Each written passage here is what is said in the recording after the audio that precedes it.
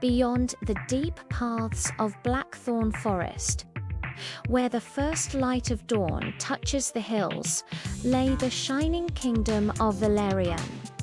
Liora, the girl once shunned in her village, stood at the edge of the forest, remembering the words of the river guardian. Follow the path where the river meets the sunrise. The shimmering fish had told her, your name will one day be spoken with honor. Humility will open every door in her hand. Liora still carried the silver scale the magical fish had left behind, a quiet proof that hope was real. But for 3 days she walked. She crossed rocky hills, slept beneath oak trees, and shared her last crust of bread with a stray dog she met along the road. Though her feet ached, her heart felt lighter than ever before. On the morning of the 4th day, she saw its golden towers rising against the sky, the capital city of Valerian. At the grand iron gates, Liora bowed politely and asked the guards for work. She did not ask for riches or comfort, only a chance. By fortune, the royal household needed extra help. Liora was given a simple position as a maid in the magnificent Palais d'Aurélies, home of Queen Marguerite and her son, Prince Adrian. The palace was grand beyond imagination. Marble floors, crystal chandeliers, gardens filled with white roses. Yet Liora remained humble. She swept corridors, polished silver trays, and carried linens without complaint. For the first time in her life, no one called her cursed. Each night, she would stand beside the palace fountain and whisper, "Thank you," to the unseen river guardian. That autumn, Queen Marguerite announced a grand celebration across Valerian.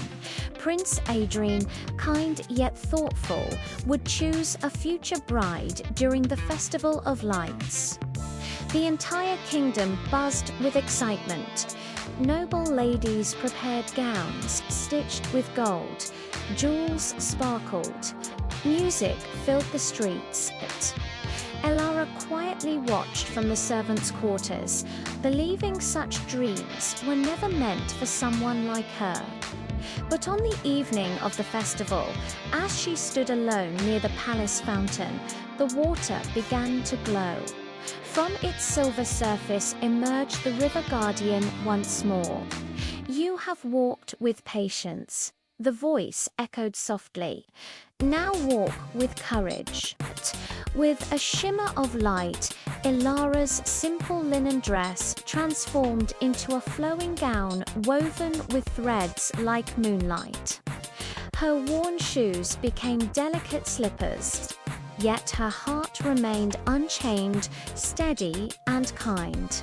"Go," whispered the guardian. "Let destiny see you." Inside the grand ballroom, chandeliers glowed like captured stars. Musicians played violins beneath painted ceilings. When Liora entered, silence followed. Not because she was the most richly dressed, but because she carried herself with quiet grace. Prince Adrian noticed her immediately. There was something different about her, something sincere. He invited her to dance. As they moved across the marble floor, he spoke not of jewels or titles, but of gardens, books, and the future of Valerian. Liora answered honestly, never pretending to be more than she was. For the first time, the prince felt he was speaking to someone real. But as the moon climbed high, Liora felt the magic fading. Fearful of being discovered as only a maid, she slipped away from the ballroom.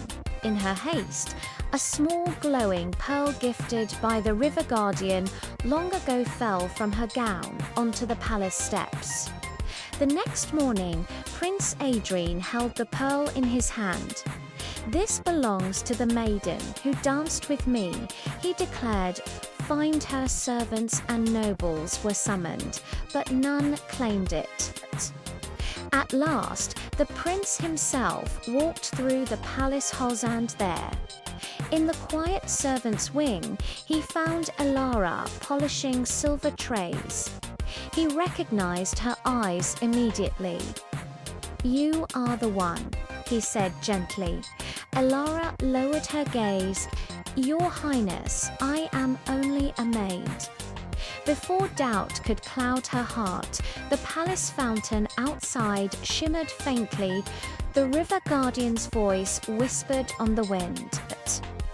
"Humility opens every door." Prince Adrien extended his hand not to a servant, but to an equal. Queen Marguerite welcomed Liora warmly after hearing her story. She valued character above status and saw strength in the young woman's journey. Months later, beneath autumn leaves, Liora married Prince Adrien. As they stood before the people of Valerian, the palace fountain sparkled in the sunlight. For a brief moment, a silver shape circled beneath the water's surface. The river guardian watched quietly, and her promise was fulfilled. Liora's name, once spoken with suspicion in a distant village, was now spoken with admiration throughout the kingdom. Not because she sought power, not because she wore a crown, but because she carried kindness through hardship, humility through opportunity, and courage through fear. Moral of the story: humility opens doors, pride cannot. Kindness is stronger than rumor, and destiny often begins where rejection ends. Did you like this video? Hit subscribe for more powerful stories like this.